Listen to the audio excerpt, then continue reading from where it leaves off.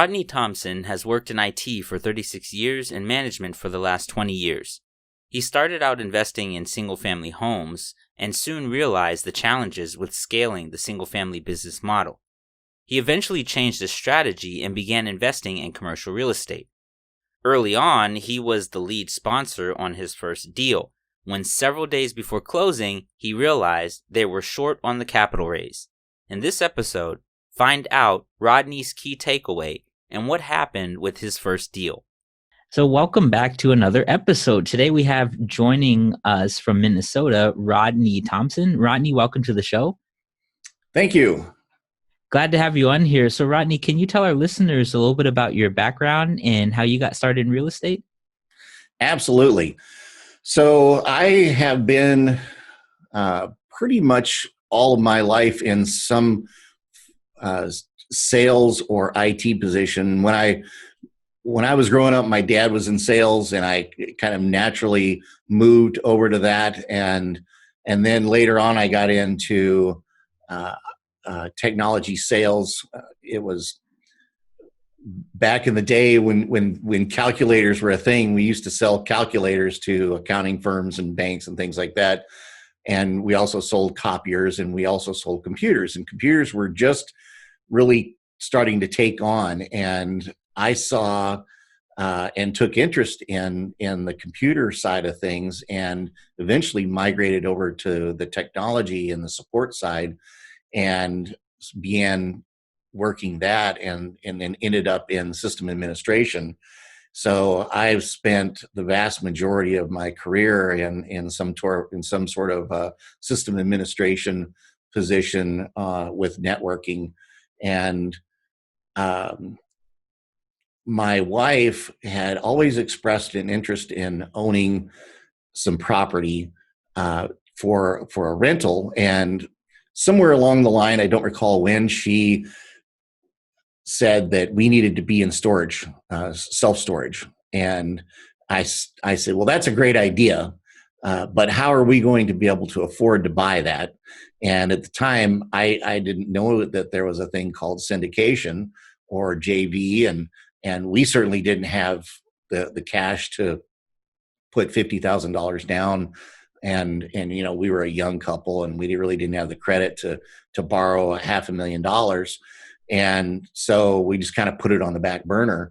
And then we got into a place where we got some inheritance money. And so we decided that we were going to get some rental properties. And we have, so we started out in single family. And you know, I think a lot of people listen to Bigger Pockets. And so that was a resource that had been introduced to me by someone else. And so I started listening to Bigger Pockets, and somewhere along the line there, I listened to either Paul Moore or one of those other people that do syndications. And so I started really listening to syndications because it sounded like something that you could really scale up, and you didn't have to have millions of dollars sitting in the bank somewhere because of the power of syndication. And then the whole forced appreciation and the magic of how that works, because the value of multifamily is based completely different than single family. I saw that multifamily was really scalable where single family had its limitations. And so I just graduated over to that, and I started seeking resources to learn. And then I got involved with a group out of Dallas, and got into syndication, and it's been really good. It was a good thing to move towards, and now I have slated next year. I'm going to be retiring from. I work at a university north of here, so that's a state university, so state of Minnesota, and I'm going to be retiring from there next June. And the plan is to go full-time real estate, and that's what my goal is at this point. So that's kind of my journey into multifamily and how I got to where I am now. Now, could you tell us a little bit about your experience with that first deal? What was that like? Well, you know, everybody always you hear everybody say that it's the magic of the first deal, or it's the first deal that really gets you going. And I would have to say that that's true, because when you start in this business, you're not known. And if you're trying to go it alone, you're going to have a difficult time, because the barrier to entry is very high. And it's not that you have to have piles of cash. On the other hand, you don't. But you also have to have reputation. You have to have relationships with brokers. And so that is the big challenge starting out, is you don't have that relationship yet. So you have to rely on people that you're partnering with and leverage their experience and the units that they've syndicated and currently own. And that allows you to talk to brokers and start forming relationships with brokers. But finding that first deal, I don't know if a lot of people give up or if they run into challenges, but you're establishing relationship with brokers, getting them to send you deals. You're analyzing deals. Most of them don't work because they're priced incorrectly. The income isn't right. You can't get good debt on them. There's a host of reasons, and there's a host of things that have to line up to make the deal work. And so when you're working on that, I probably analyzed, you hear a lot of people throw out that, that they analyzed 100 deals before they found a good one. And I'm not sure that mine was 100, but there were a lot. I mean, I have a list on my hard drive of deals that I've analyzed that didn't work out. And that can be discouraging, but it's also good, because it really gets you honed into analyzing deals and knowing what works and what doesn't work, and the ability to see that it's going to provide the returns that your investors are expecting. And so that first deal, once you get that first deal, there's this really sense of accomplishment that you get. And so anybody that's out there that's listening to this podcast that's looking for that first deal, it will eventually come. You just need to really keep at it. And I think I didn't answer your question. Yeah, no, is that what you were looking for? You're doing fine. So when you got into that first deal, I know you mentioned that I think you partnered up with the group in Dallas, right? Right. Okay, yeah. So what was that experience like? So that experience was great. I actually met my business partner. He's also in the same group that I'm in, and we were looking at a deal independently, and we ended up coming together on that deal. And he and I went to Little Rock to look at the deal. Well, the day before we're supposed to fly out to Little Rock, the broker calls and says that the deal was pulled from the market because the sellers, it was a family deal where the parents owned the asset. They were passing it to their kids, and then the kids were going to sell it and 1031 it into some farmland. And they had some advice from a tax advisor that said that it's going to cost them millions of dollars in depreciation and recapture. And so they got scared and pulled it off the market. Well, we already had our tickets, and they're non-refundable. So off to Little Rock we go. We figure, well, we'll go out there and we'll meet the property manager, we'll meet the broker, and just make it a relationship trip. And so he and I had conversation on the phone shortly before we went, and we flew out there, and we struck up a good friendship. We a lot of the things that we do and like to I don't know, just how you got a friendship, yeah, and you guys click, right? Yeah. And I think that's what he and I clicked on that, and so we decided to work together on future deals. So this particular deal that we found then later on in Montgomery, Alabama, Once again, there was another.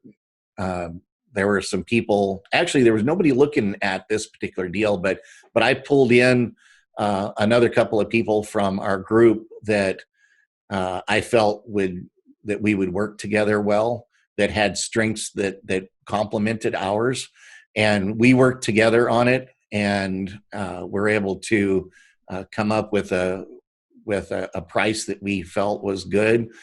We sent the LOI in, and then it was kind of a nail biter, waiting to the last minute. And it was kind of an unusual deal because usually you make best and final on a deal, which means that you're out of the pool of offers.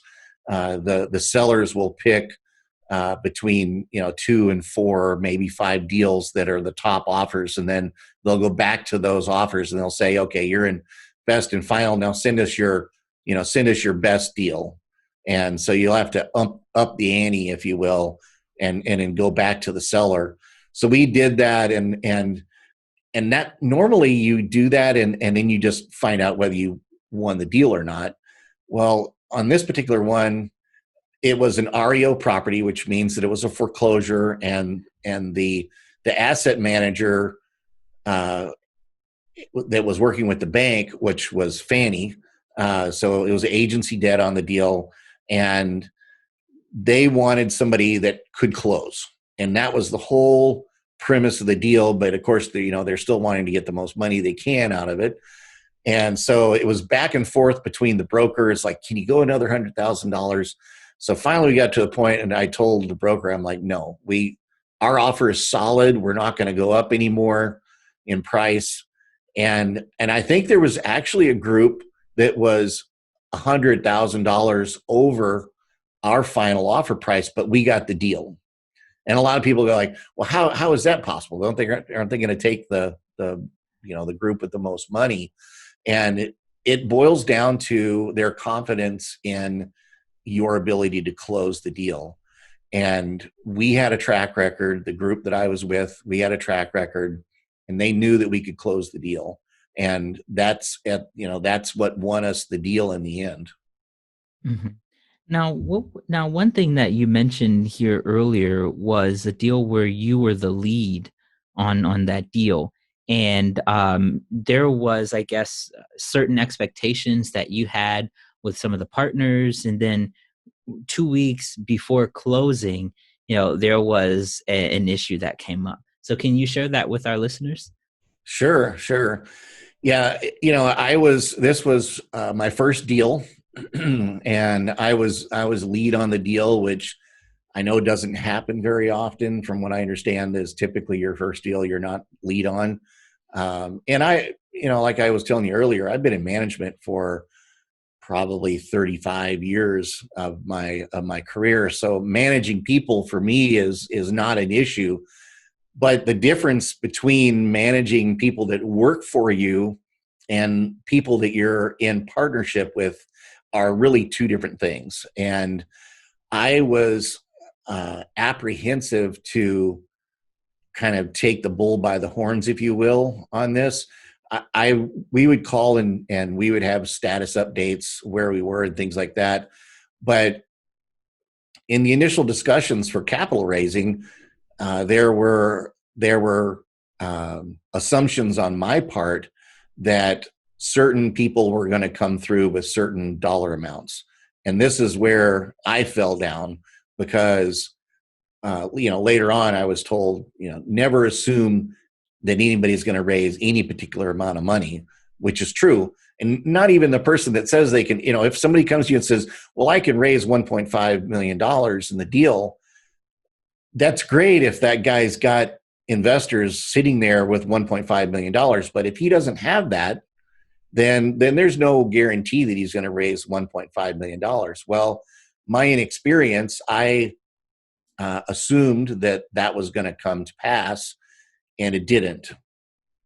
And I didn't follow up on it. And so what happened was we got down to the last 2 weeks before closing, and we were still $1.2 million short of the money that we needed to close the deal.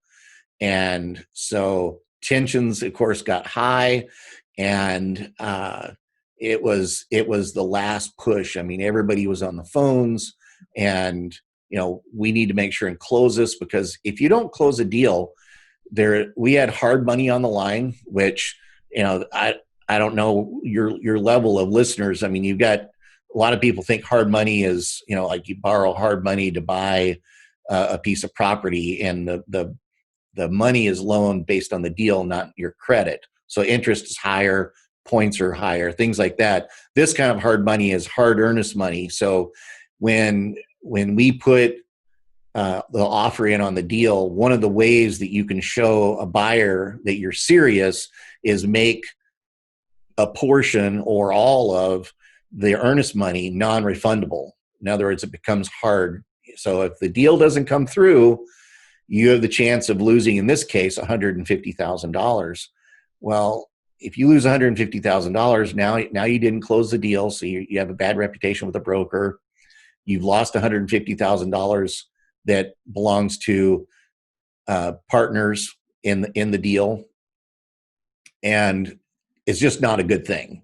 So we really pushed to get this deal closed, and we did.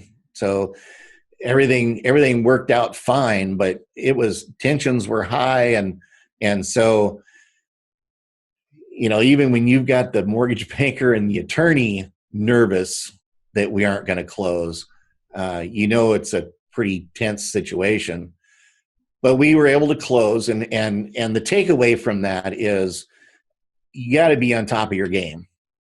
And I would venture to say that this is the reason why somebody who does not have experience in the syndication game isn't typically a lead on a deal that's their first deal, or maybe even the first few deals, because there is a lot of moving parts, and you really have to stay on top of all of them. And this is where having a good team makes all the difference in the world, because if you can assign duties across the team of things that need to be done, whether it's dealing with, if you're going with agency debt, or whether you're going with a bridge loan and some sort of a bank, and having a good mortgage broker that stays on top of that, and then the syndication attorney that stays on top of all of the forms that need to be filed and the signatures that need to be gathered, and then having your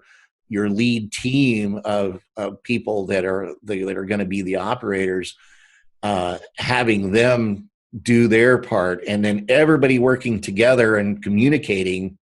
That's why a team is so important. A good team is really important.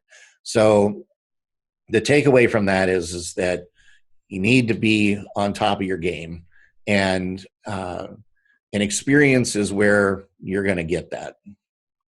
When you realized that you guys are going to be $1.2 million short, right? What was your immediate course of action? The immediate course of action is that everybody needed to get on the phones and contact investors that were on their list, that either maybe had given a soft commitment but didn't come through with their deal for one reason or another, and just try and raise that additional funds. In this particular case, I mean, you can get creative. We actually had to bring some creative resources in. That could be short-term loans that in exchange for the money that's being brought into the deal, you give percentages of the GP, and then, or you pay interest on the short-term loan. We had partners in the deal that had funds that were able to bring in to the deal, that they were able to pull from other sources. So, I mean, everybody put their collective head together and really worked to gather all those additional funds we needed. And that's how we pulled the deal off. I mean, it was just teamwork. It's not any one particular person that's going to make that happen, because that's a very large task $1.2 million is not a small sum amount of money that you have to gather together. And so really getting the team together and doing a final push as a team is what got us across the finish line. Mm-hmm. Now, I guess circling back to where you mentioned that there seemed to be some sort of, I guess, an expectation that you had for one of the other partners on the capital raise. Was that communicated with them up front, or was that kind of like implied, like between the relationship? Because I want to kind of help everybody understand the relationship dynamic. So, when you start raising capital, you're gonna poll your team and say, how much do you think you can raise? How much do you think you can raise? How much do you think you can raise? So you can kind of get an idea. Okay, we're gonna be able to raise this amount of money that we need to close without problem. And so amounts were given from all the collective partners, and I made the assumption, like I was saying earlier, it was my fault. I mean, I made the assumption that was good as bank, but it's not. I mean, there's no way that you can say, I'm going to raise $1 million to help you close.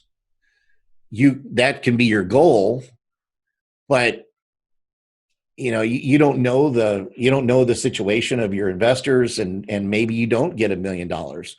And then the guy that over here that says, well, I'm going to commit to 300, and he runs across one of his investors who, let's say in the past, has always been good for 50,000. And the guy's like, hey, I just exited a deal and I've got this extra capital. I'm going to put 150 on the deal. And they raise 500 instead of their normal 300. So there's not there's not a guarantee that you're going to be able to raise this amount of money, other than you have a goal. So like if it's going to cost you $2.5 million to close this deal, obviously you're going to need to get that $2.5 million. But if you have one person say to you, well, I'm good for 1.5 of that, I would make a note of that, but don't necessarily bank on the 1.5 coming from that person. Does that make sense? Because you have to push as far as you can. And if you collect extra funds and you're overcommitted, then your marketing materials always said right up front, I mean, at least ours does, that it's first come, first served basis. So if, Joe over here gets his funds to you 3 days before Bob, and then you have enough funds, well then, Bob could be out of the deal. So you got some people like Hunter Thompson, they do a deal and they're oversubscribed before you can turn around. I mean, that's my goal, is to get to that point where, I can talk about like, hey, I have a deal and I'm oversubscribed before the close date. That's ideal. But I don't think anybody starts at that point, because you're not experienced, and you're talking with friends and family. And so, establishing a reputation is going to get you to that point, but that's not where you start. Mm-hmm. So the assumption on my part was that, oh, we're good. I mean, we got this nailed. And then you sit back and wait for all the money to roll in, and it doesn't work that way. Yeah. And unless they've actually raised capital, like you said, you mentioned Hunter Thompson and, some of these other guys out there, unless they've actually raised capital like that before, like you said, you couldn't even bank on that. But even if they did raise the capital before, I mean, it's like, you still can't really bank on it, in the sense that in the end, if the investor, for whatever reason or another, they decide that they're not going to invest in the deal, well, I mean, they're just not going to invest in the deal, right? They may pull out last minute. And I'm not talking about the people on the GP. I'm talking about, on the LP side, the passive investors, and that happens. And so what you brought up was a really important point with regards to oversubscription. You'd rather have, more people subscribe than is needed, because what people find out is like not everybody's going to go forward, with it. Yep. Yeah. I had a guy that had given me a soft commit for 75, and then something changed. He had a capital call on another investment or something like that, and he had to pull out of the deal. Well, that can happen all across the board. So, I think your goal should be to try and raise more than what you need. There's a book out there called Oversubscribed that I think is really good, that kind of gets your mindset and help you get to the point where that's what you need, is you need to be oversubscribed. Mm-hmm. So what would you say to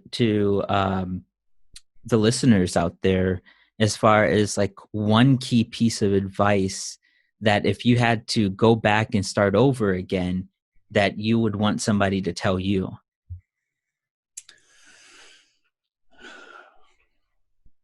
I don't know if that's kind of tough. I'm not sure that there's necessarily one piece of advice, because I think that I had me personally at least, that I had a pretty good broad knowledge going in. I mean, I'm a pretty good student, and I read everything and consume everything I can get my hands on. But if I were to say, the one thing that I would throw out there to anybody in this is tenacity and consistency. Those things are a necessary thing that you have to have, is the tenacity to just keep going and be consistent. And when that happens, I mean, when you do that, then your result is gonna come to pass. Mm-hmm. And you just mentioned a book here. Oh, it's called Oversubscribed is the name. Yeah, I don't remember the author, but I think if you just go search on oversubscribed or how to be oversubscribed on Amazon, you should find that. It's a really small book. It's a quick read, but it's great. I mean, that's where we all want to be, right? Is oversubscribed. Okay. And how can our listeners get in touch with you if they wanted to reach out? So before we get into that, if I could real quick, Dion, because that's not the only book. Oh, okay. I'm sorry. Go ahead. There's that book, and I'll tell you the other three books that are, in my opinion, kind of required to make the magic sauce, and that's the Hunter Thompson's How to Raise Capital, and then Orrin Claff's book on Flip the Script and How to Pitch Anything. And he wrote How to Pitch Anything. I think I'm saying that right. How to Pitch Anything first, and then Flip the Script. And I actually consumed them in reverse order. And so I really liked Flip the Script because it teaches you how to turn the sales process around. And then I read Pitch Anything, and it really talks about the psychology of the buyer, and he uses the analogy of the croc brain, that everybody's real afraid of new things and how to overcome that. But those three books are awesome. And then Chris Voss has that book, the negotiating book. The title is slipping my brain right now, but you can probably put it in the show notes. It's called oh my God, I listen to it like every day now, and I'm drawing a blank too. Oh my goodness. No, Never Split the Difference. Yeah, Never Split the Difference. That is a great psychology book. You know, when I was reading that book, I was needing a ladder. I bought a new house, and I wanted to leave my my old ladder at my other house, and so I needed a new ladder, and so I'm right in the middle of Chris Voss's book, Never Split the Difference, and I used those techniques, of all things, buying a ladder. This guy wanted $100 for this ladder. And I used those techniques, and I got that ladder for $65. Wow. And it just blew me away. I was like, this really works. So, Nice. but back on your original question on how to get in touch with me, I'm all over LinkedIn. So you can go out and search Rodney Thompson on LinkedIn. I'm on Facebook and Instagram, not as heavily as I am on LinkedIn. And then you can go to my website, SolarisCapitalCM.com, and that's SOLARISCM.com. Solaris Capital Management. It's just like Polaris, the snowmobiles and the four-wheelers and stuff, but with an S, Solaris, which means of the sun. So those are ways you can get in touch with me. All my contact information is on both the website and on LinkedIn. And if anybody wants to reach out to me on LinkedIn, you can hit me up on the DMs, and we can schedule a call, or we can talk on there either way. All right. Well, thank you so much, Rodney. It was a pleasure speaking with you today. You bet, Dion. Thanks for the invite to come on. I enjoyed the conversation.